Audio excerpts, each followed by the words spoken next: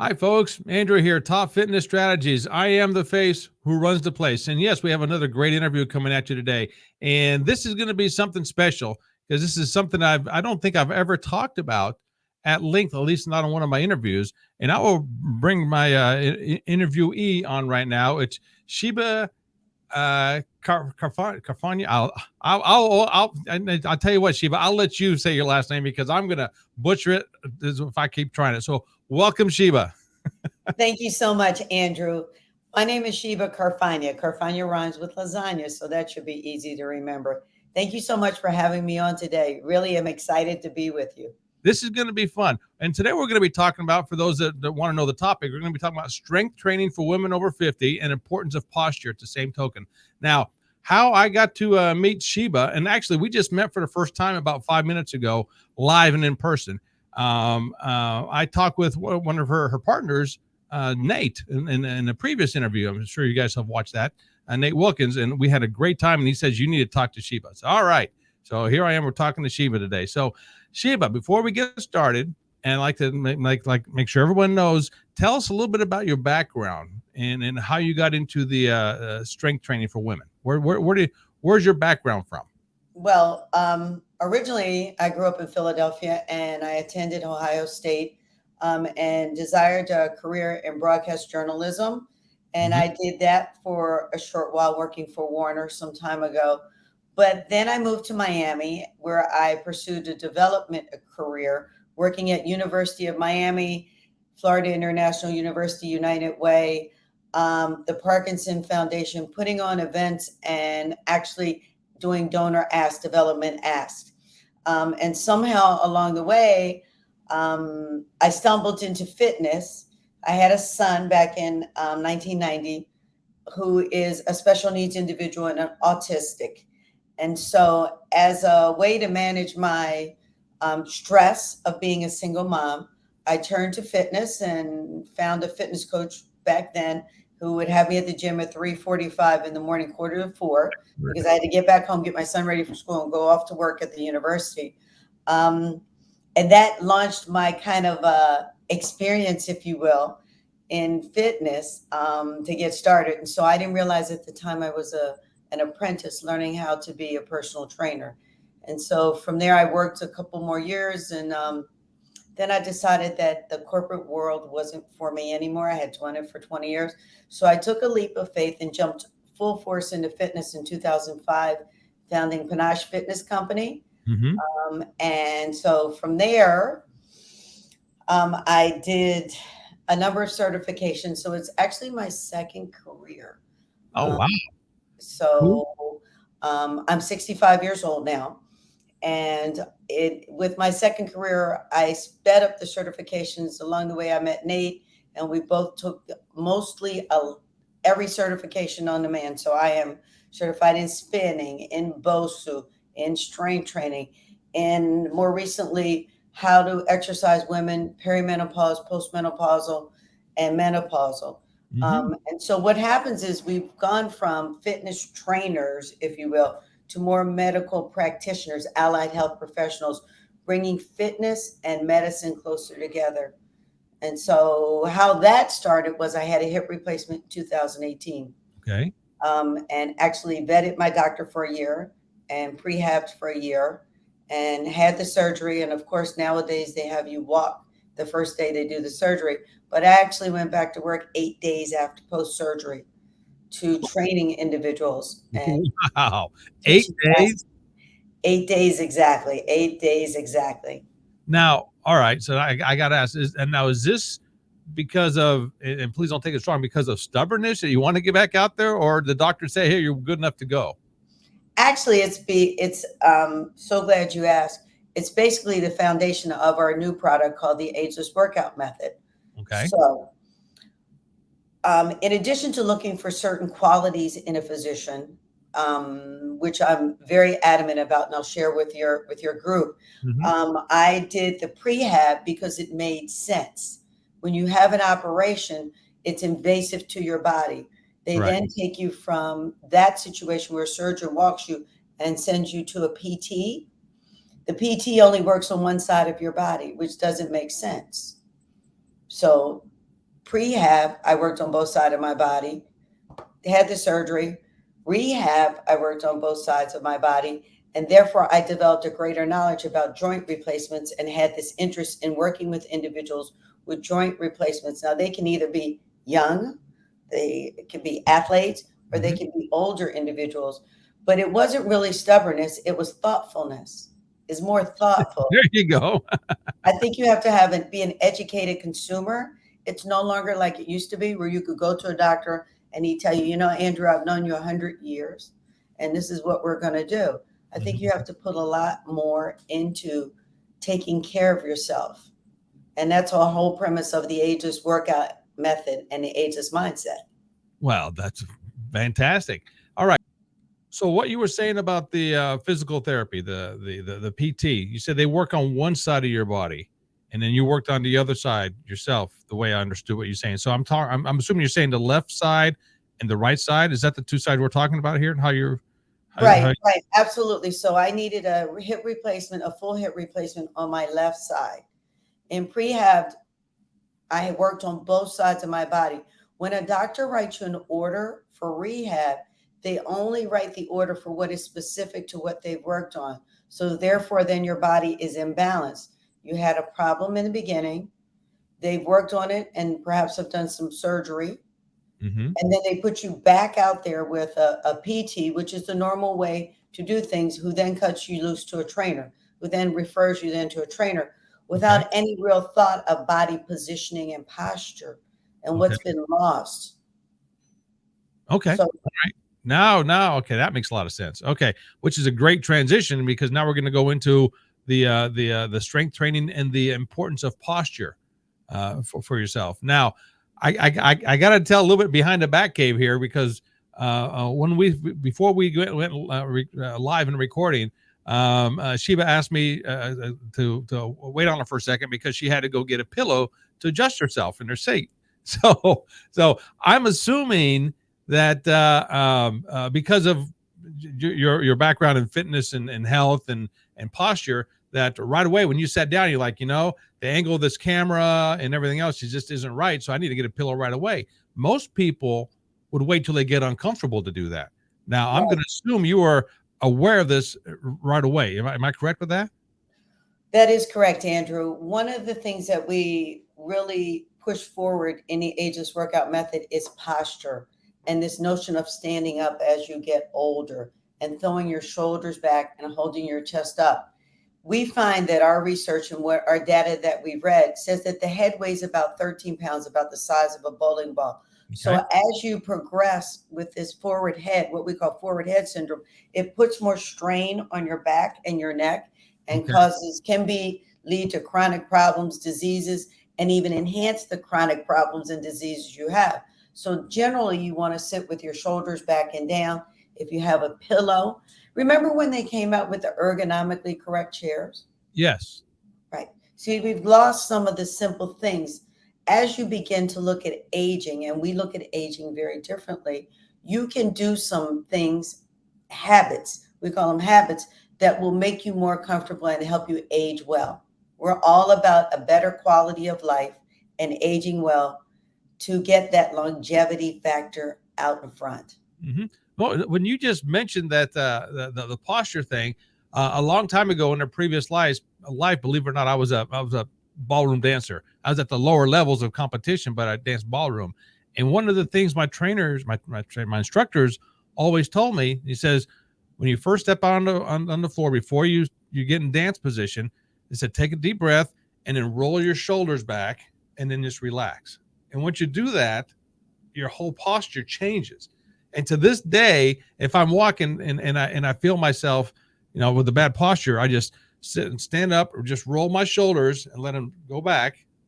And I don't want to say I'm cured, but you can really feel the difference in the posture. So I try to tell people, just roll your shoulders back and take a breath, and you'll be Roll sitting. your shoulders back. And the formal way of saying it is bring your shoulders back and depress your scapula if you want to be more formal.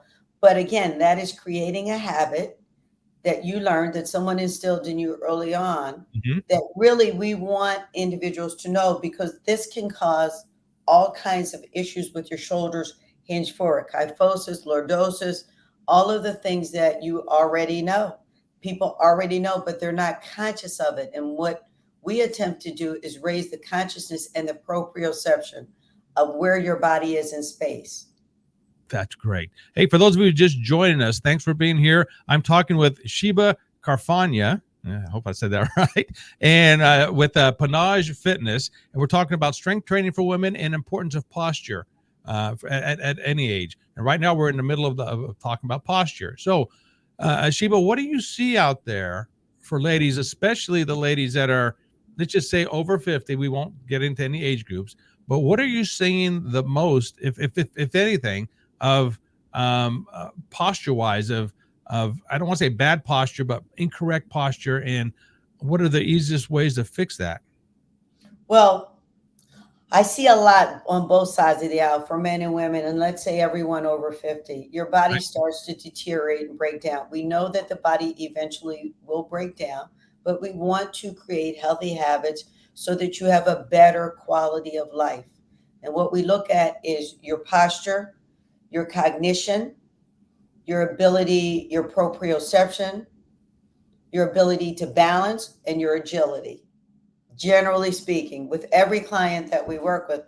And what we try to encourage them to do is to start with something easy. So you can't, as a trainer, you know this, you can't give everyone everything to do all at once. Mm-hmm. Okay. And what our recent studies tell us is there is 100% of the population, 20% love to work out. That's you and I. You know, I'm not happy unless I'm on vacation at 7 o'clock working out. 80% of the population is not interested in the W word or the E word. Mm-hmm. What we want to do with our product is to allow individuals to move and change that E word and that W word to a movement word. Mm-hmm.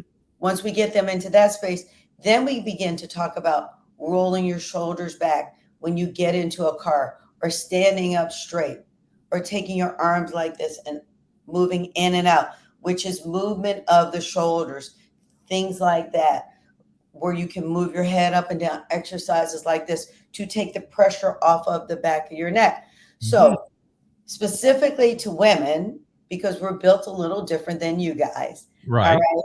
All right. We have a bust, and that is overwhelmingly heavy at any age once you get over 50, whether Mm-hmm. you're large or small. But you have to manage that and be able to stand up and throw your shoulders back. So there's a certain amount of strength training, just as with guys, for your pecs, your arms, you know, how you feel, engaging your abs, you know. And we've had women, basically speaking, most women have had children, so there's a change on the inside of their body with their organs and everything else that goes with being a woman. Mm-hmm. All right. Also, our hormones at that age are dissipating like men's hormones, but it's a little different for us.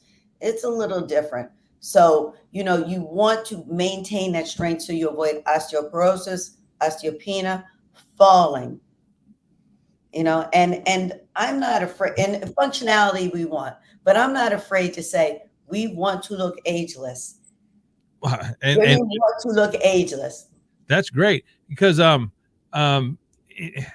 guy, I can't believe I'm going to say this here, but on dating apps, right? Currently at this time, I'm single. So have I looked at dating apps? Yes. All right. So I stay at a certain age level for myself. And some of these ladies, they either got to be lying or something, because if they say they're 50, between 50 and 55, some of them look 80 to 85. But then some of the ones that are, 65-ish or so, they can pass for, 35 anytime.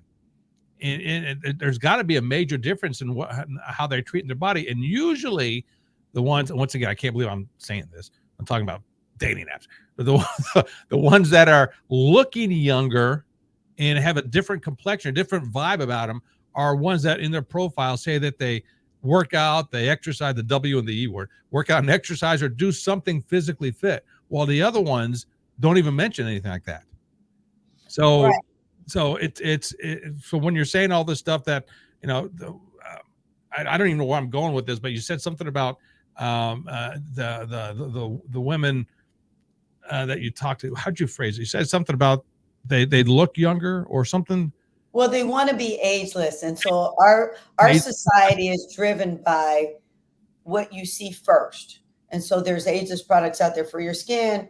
You Mm-hmm. know, there's any number of things that will make you ageless. There's the whole plastic surgery, there's the injection industry. Everyone wants to look better as they age. And that's where kind of our work and scope of work has led us to this whole notion of, yes, looking better is a byproduct of either the E word, the W word, or movement.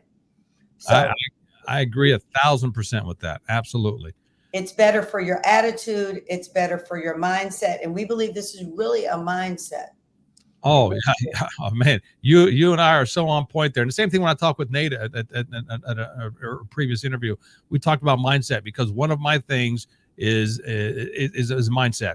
I mean, you can if you want to show off your body on stage, it's great. If you don't, great. But the whole thing, there's a mindset for all of them. And if you don't have the right mindset, or at least I don't want to say the right mindset, but at least changing your mindset to better yourself, you're never going to do it. Right. You have to So, have an open mindset, especially as you get older. If I may, your cognition becomes important. As you get older, we found that our research tells us that the mind gets smaller, you get more closed in. We're coming out of a time with the pandemic where we weren't prepared. We didn't know what to prepare for. We don't know how to we didn't know how to respond. And individuals are coming out of that looking for guidance from professionals like you and I mhm. about how do they come back, you know, how do they get going again. Now they have choices to go on Zoom, or they can go to the gym, or they can have a trainer come to us, come to them. And so you've got so many choices. Sometimes individuals don't understand that you can go out and practice what's called ecotherapy. Are you familiar with ecotherapy? I can't say I know. I do not know what ecotherapy is.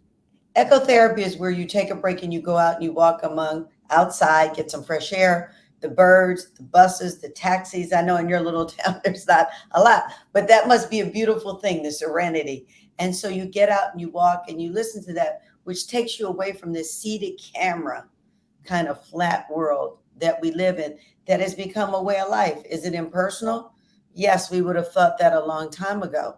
But now it's a matter of everyday life, like an iPhone, like a dating app. It's a matter of everyday life.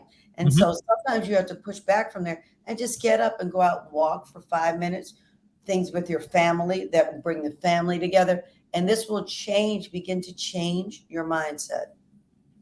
Oh, that's great, and I absolutely believe that 100%. And I live on a basically 5 acres of grass, woodland, and cornfields all around me.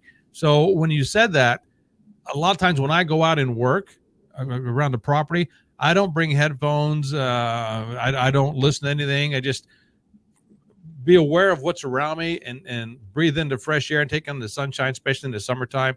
And so I guess I'm doing some sort of this ecotherapy without even knowing it. So that's great that other people are encouraged to do that, because I say that all the time. If you can go out and walk, go for it without the headphones or anything. Just go out there and enjoy yourself without anything else in there. That's going to really help. So I'm glad there's a name for it.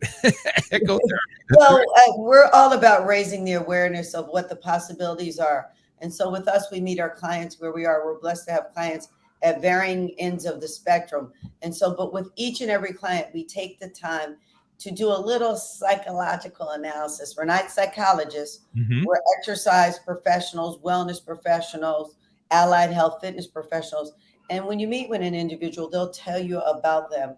And so most individuals won't want to live a lifestyle like you and I do, where it's very rigid on your eating. Most individuals want the freedom and flexibility, and that's where you teach habits and choices. Habit choices, proprioception. So if you go out tonight and you have a girls' night out, or you go on a date, you make up your mind you're going to get out and you're going to have one cocktail. You drink a little water first and have a cocktail. That is your plan. If you veer off a plan, that's all right. But the fact that you tried to make a plan shows that you're moving in the right direction, not to be scolded, to be recognized with Hmm. yourself. Make yourself aware of what's going on. Absolutely. Yes. Self Yeah. advocacy. There you go. All right. So we haven't really touched on this one. Why do I have a pen in my hand? We haven't really touched on this one too much, but strength training for women over 50. Let's talk about that real quick. Now, right away, The ladies I've dealt with in the past, and I'm sure you get this more than I do. There's almost like a pushback from doing any kind of strength training because ladies, usually ladies, they say, I don't want to get bulky. I don't want to get big muscles. So first of all, do you hear that? Well, I hear actually, yes, I hear a variety of things.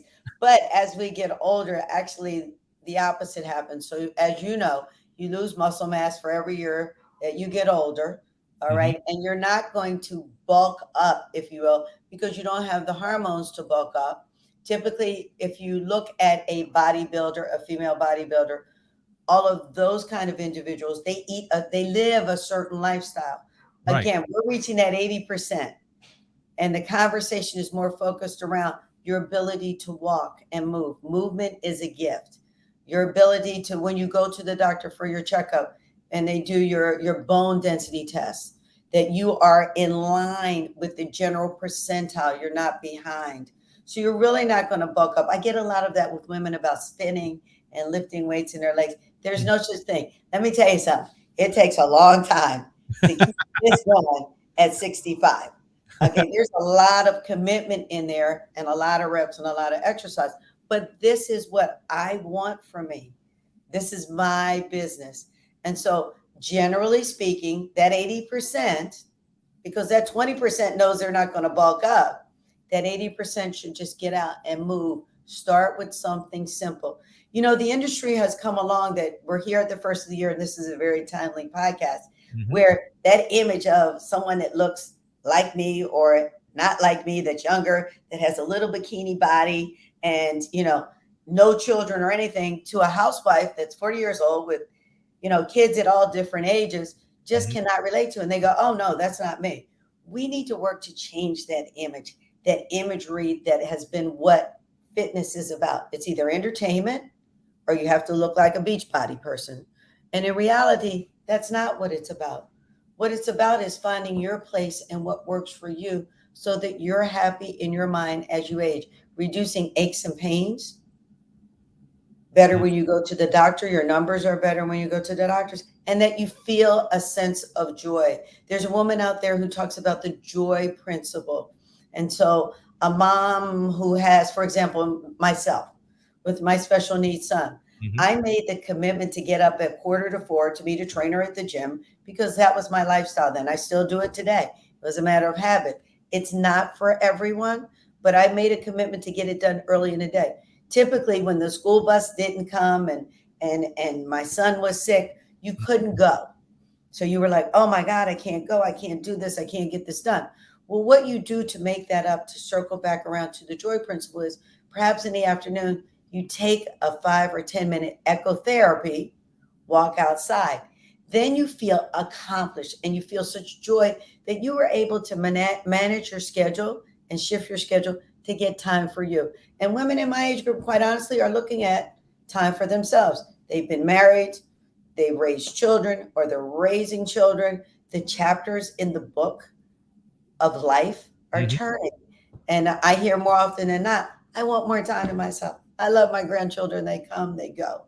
You know, I want more time. My husband, I've been with him a long time. He's a great guy. He won't go to the gym. He's not interested. I have to make him go to the doctor, which is a whole nother conversation. How we have to care for you guys, because you guys don't want to care for yourself. That's Because you right. have, right? It's our job to care for you. That's right. That's So, that circles back around to what I'm speaking about in terms of the joy principle, how you want to express your joy. And so you have to get that movement time in at some point in the day. fantastic. And that's one of the things that I focus on with my business. My tagline is look better, feel better, gain some confidence. If you are wanting to show off your body on stage, as I tell potential clients, so that's a great goal to have. Fantastic. That is not how I train. That's a whole different ball game right then. Now, if you just want to, once again, look better, feel better, gain confidence, I'll show you how to start doing that, how to start making little changes, movement, like you keep saying, the movement, and I agree wholeheartedly. The human body is designed to move. It's not designed to sit on the couch all day and eat bonbons and watch television. Do we like it? Sure, we like doing that, but it's not what we're designed to do. So do something that's going to benefit yourself. So then you can play with your grandkids later on. You won't get winded tying your shoe. Do little things that's going to help you out. That's what I'm all about. And from talking with you and also with Nate earlier, you guys are on that same level as myself with that one. Or I should say I'm on your level because you guys are way more advanced than I am. I'm just a little podunk little guy that's doesn't use these big fancy words like you guys do. That's for certain. No, not at all. But see, that's where the misconception about fitness is, and that's where I really want to focus, is that it is as simple as getting up and going for a walk. It is as simple as bending over, touching your toes. It is as simple as calling the doctor saying, I don't feel well. It is as simple as telling your husband, you're going to the doctor, you're making me sick. you know, it's Yeah. those kind of simplistic things. And we've gotten so caught up with the pandemic, and that came and it's 2 or 3 years, that our whole world has changed, whether you're 6 years old, or we have clients, I think our oldest is 98, 99. You know, you have to now adapt. And so we're in an adaptive world, very much so. And you've got to find out what works for you and where do you feel comfortable. And it's all about the quality of life for you, for your children, for your grandchildren, for the people that you socialize with. You have to step back and think. Absolutely. That's fantastic. I got another question for you, but before we wrap this up, tell people how they can contact you and different things that you have going on. Well, our website is panachefitness.com, and we're currently undergoing a rebranding. So you can go to that site and you'll be able to see the Aegis workout and Panache healing in about 8 weeks. So we're rebranding ourselves. And then you can always reach me at Shebah at panachefitness.com. Okay. I'm on Instagram at Panache Fitness, and as well as Facebook at Panache Fitness. Fantastic. And if anybody's out there listening and they didn't write any of this down for whatever reason, you can always contact me and I can get word out to Sheba. It's not a problem there. So appreciate that. And okay, so we talked about strength training. We talked about importance of posture at any age. Um, um, so, and I don't know why I wrote this down earlier, but I did before we talked, and maybe there isn't one. But are there any exercises, ladies over 50, for a round number here, should avoid doing?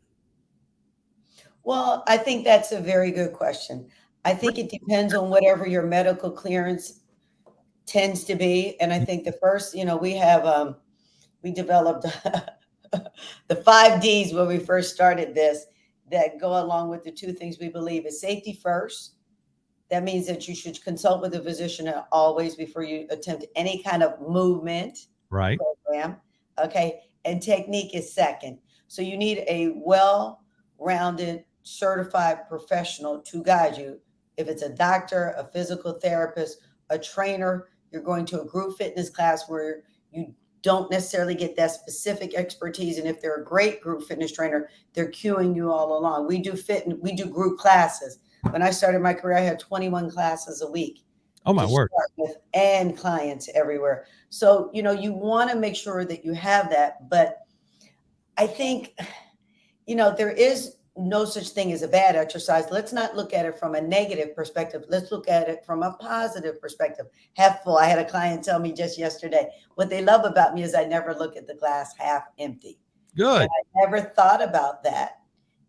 At 65, if you needed to work, who wouldn't want to be in Miami doing wellness with individuals of all ages? Today it was beautiful. But back to what you asked me. So you want to do simple things like stand up and sit down in a chair. Can you do that?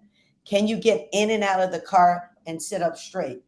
All cars, whether you have a Volkswagen or a Bentley, are not designed for good posture. So you want to adjust your seat every so often. All right. You want to bring the glass. I don't have a glass with me. Forgive me. You want to bring the glass up to your face. There's an exercise. And what does that work, Andrew? Triceps. Triceps. Yep. Right. So there's a tricep exercise. Okay. Simple things that you take for granted.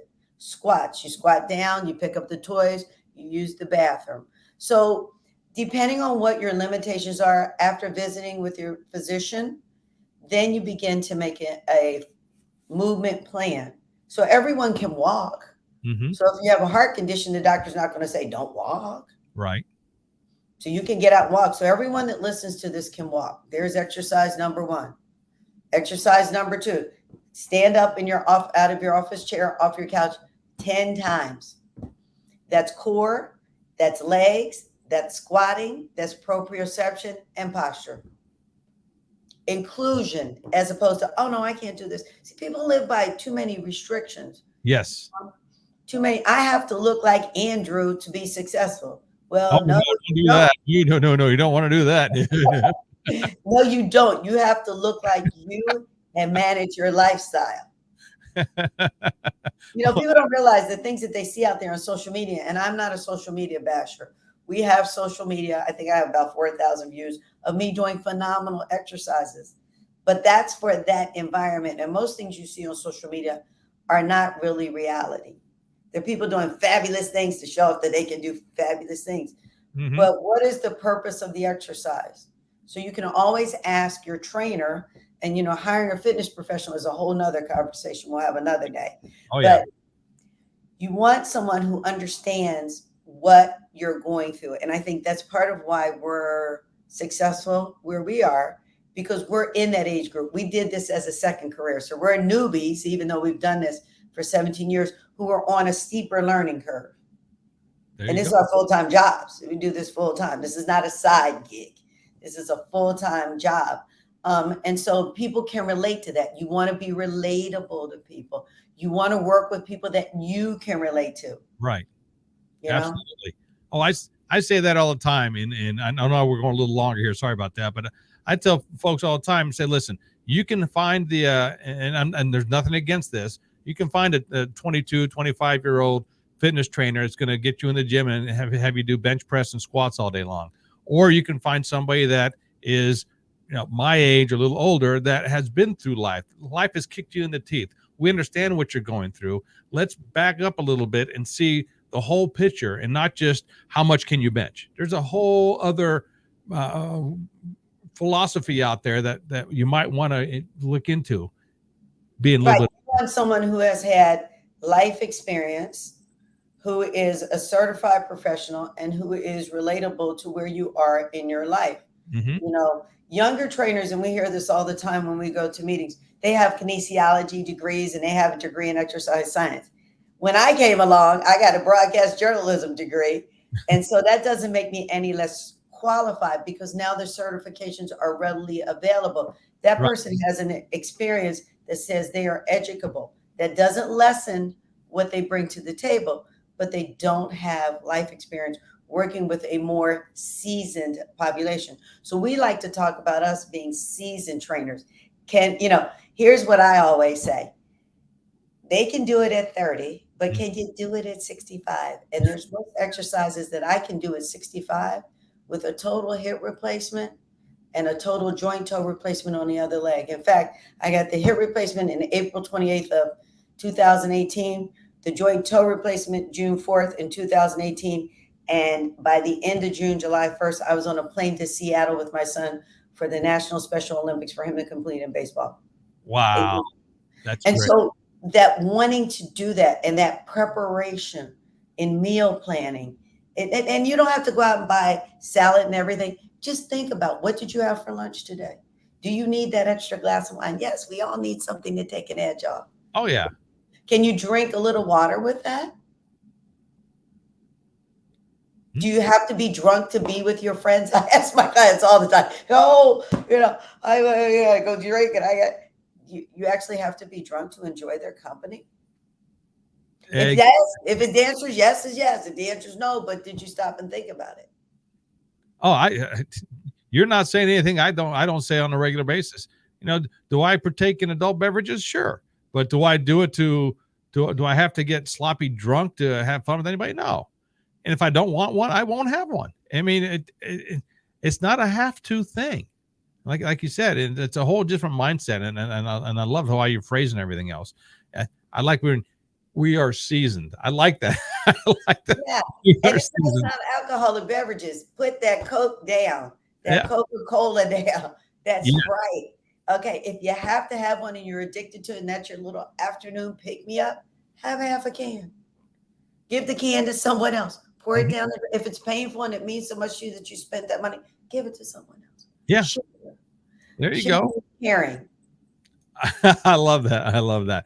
All right, Sheba, thank you for being here. Well, I'm going to end it here because I'm way over the time I asked you for. So this has been great. Once again, I'm with Sheba Carfagna, and this is panagefitness.com. And you can find her in all kinds of different places. Well, if you go there, it's where you're going to find her. And she's been a fantastic guest. And I want to reserve the right to ask you to come back in a future interview we can do if it's okay with you.